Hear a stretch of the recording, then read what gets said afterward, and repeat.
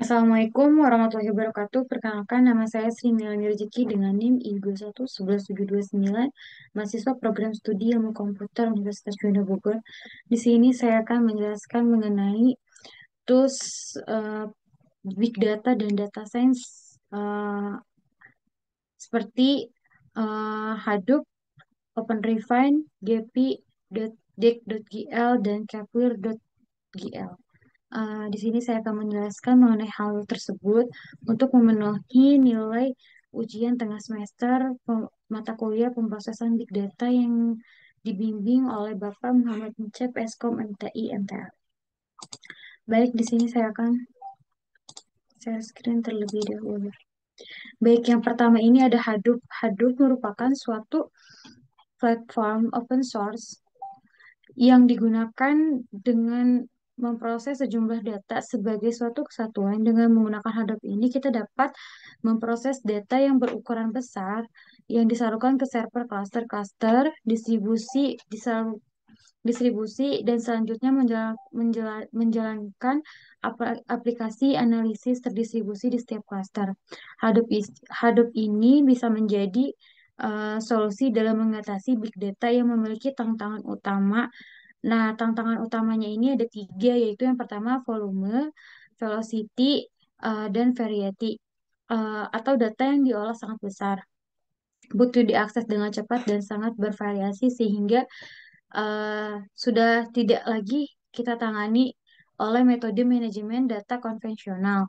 Dengan menggunakan Hadoop ini, kita dapat memproses data yang berukuran besar ini disalurkan ke server cluster-cluster distribusi yang selanjutnya menjalankan aplikasi analisis terdistribusi di setiap cluster. Software Hadoop ini memiliki sebutan resmi yaitu Apache Hadoop yang merupakan salah satu implementasi dari teknologi Big Data. Software yang bekerja lebih dari sekedar perangkat lunak, dapat diakses secara terbuka dan open source. Hadoop ini memiliki suatu kelebihan dan kekurangannya, yaitu kelebihannya kita dapat membuat platform ini digunakan oleh banyak perusahaan-perusahaan besar karena Hadoop ini memiliki eh, suatu solusi yang dapat menjawab tantangan dari big data. Nah, terdapat tiga tantangan, yaitu yang pertama volume. Volume itu kebutuhan untuk menyimpan dan mengelola data dalam jumlah yang sangat besar dan terus terus bertambah dari waktu ke waktu. Selanjutnya ada velocity, yaitu kebutuhan untuk bisa mengakses data dalam jumlah besar dengan cepat. Dan yang terakhir itu ada variety. Variety itu suatu tantangan terhadap data yang bervariasi, sehingga teknologi relational database management system atau yang biasa disebut dengan RDBMS sudah tidak lagi mungkin menanganinya lagi. Nah, di balik kelebihannya tersebut, Hadoop juga memiliki kekurangan. Nah, kekurangannya itu tidak cocok Hadoop untuk OLTP, yang biasa disebut atau singkatan dari Online Transaction Processing, dan OLAP. OLAP itu Online Analytical Processing, dan juga DSS.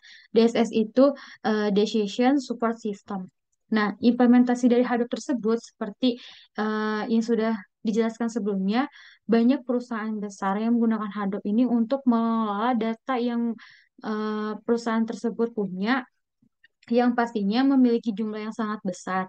Contohnya perusahaan yang menggunakan Hadoop ini seperti Yahoo, Amazon, New York Times, Facebook yang sering masyarakat miliki dan gunakan. Salah satunya itu Facebook karena mengklaim bahwa memiliki klaster terbesar di dunia. Eh, dengan penggunaan data di dunia ini, karena Facebook banyak digunakan oleh eh, ribuan masyarakat, jutaan maupun yang lebihnya lagi, karena naik kurangnya lebih setengah petabyte per hari. Nah, Hadoop ini memiliki framework. Frameworknya itu ada empat. Yang pertama itu Hadoop HDFS. Hadoop HDFS ini merupakan sebuah sistem file terdistribusi.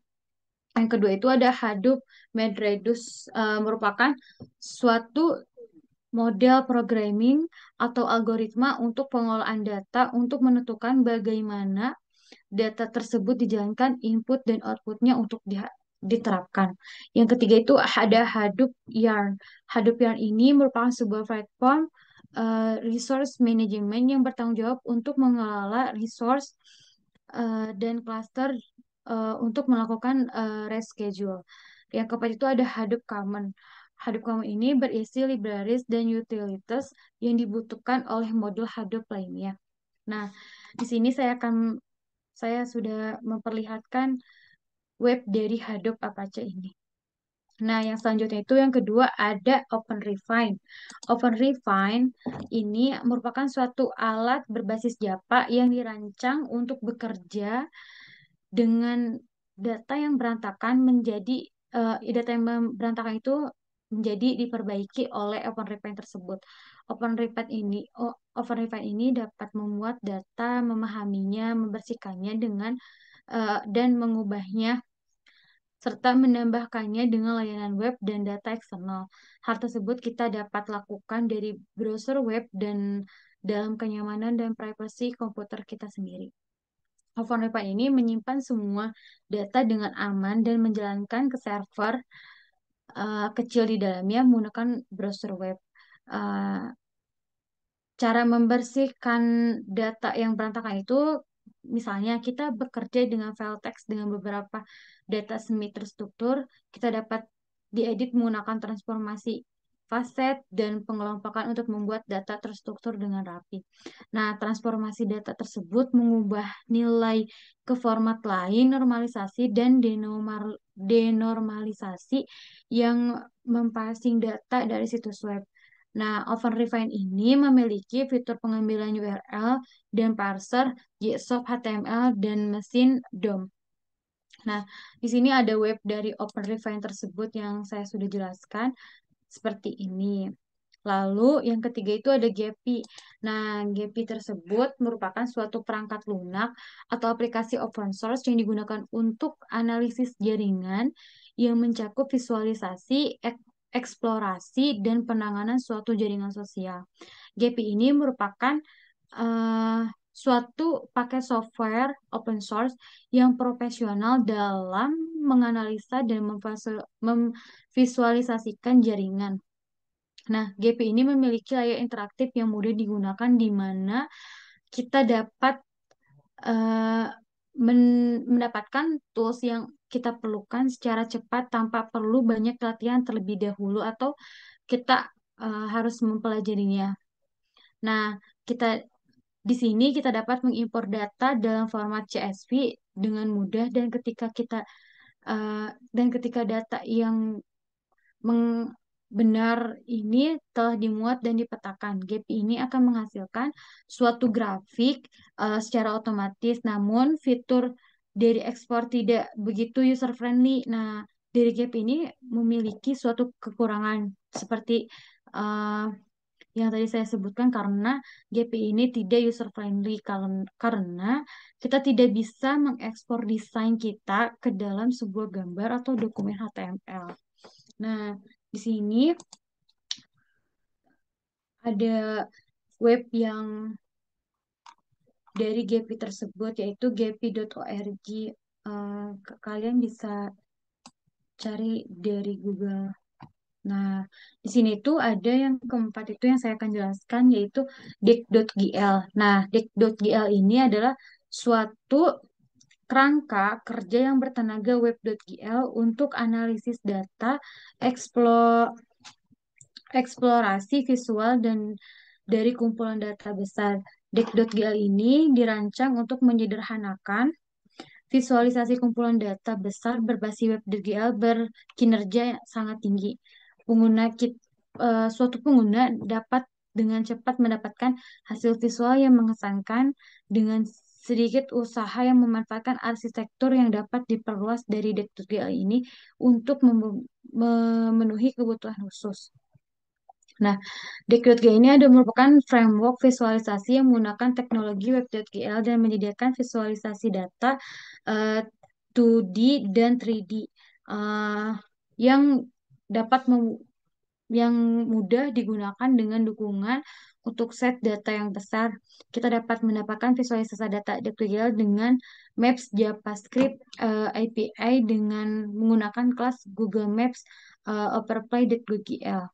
Nah, Deck.gl ini mendukung beberapa sumber data dan format, serta dapat memvisualisasikan gabungan dengan merender beberapa lapisan visualisasi pada peta persyaratan. Eh, Selanjutnya ini, pada Deck.gl ini eh, ada contoh.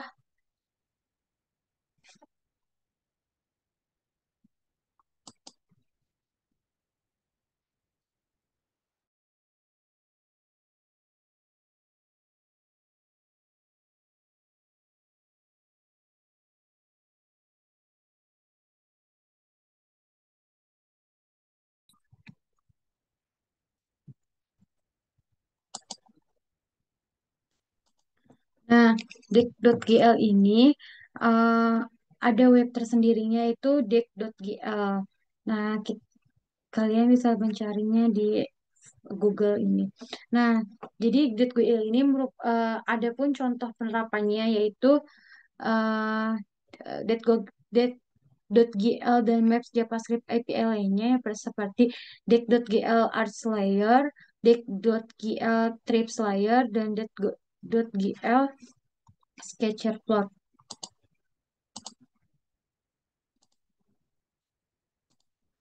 Nah, di sini yang kelima itu yang akan saya jelaskan yaitu Kepler.gl. Eh, Biasanya aplikasi ini merupakan aplikasi web yang diperuntukkan untuk menampilkan data spesial yang besar jika kita eh, ingin menampilkan peta dalam web dengan ukuran data yang cukup besar. Kepler ini salah satu kunci jawabnya.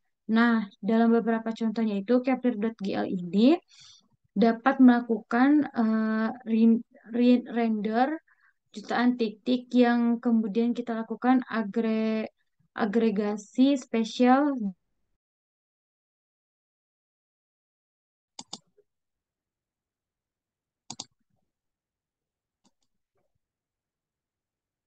Nah, di sini itu sistem secara on the go. Nah, Kepler ini juga adalah sebuah komponen React yang menggunakan Redux untuk mengatur state dan data flow-nya. Ternyata alasannya adalah karena Kepler ini berdiri di atas web.gl. Nah, web.gl ini adalah Web Graphics Library, API JavaScript yang digunakan untuk render grafik 3D dan 3D dan 2D secara interaktif di dalam web browser tanpa menggunakan plugin sederhananya. Web.gl ini membuat browser dapat mengakses kekuatan GPU atau VGA. Eh, nah, kita bisa eh, menyatukannya dengan elemen HTML lain. Jadi sangat berguna. Jadi Kepler.g ini sangat berguna untuk menampilkan grafis yang bisa ditingkatkan performanya memakai GPU. Baik, sekian dari saya. Wassalamualaikum warahmatullahi wabarakatuh.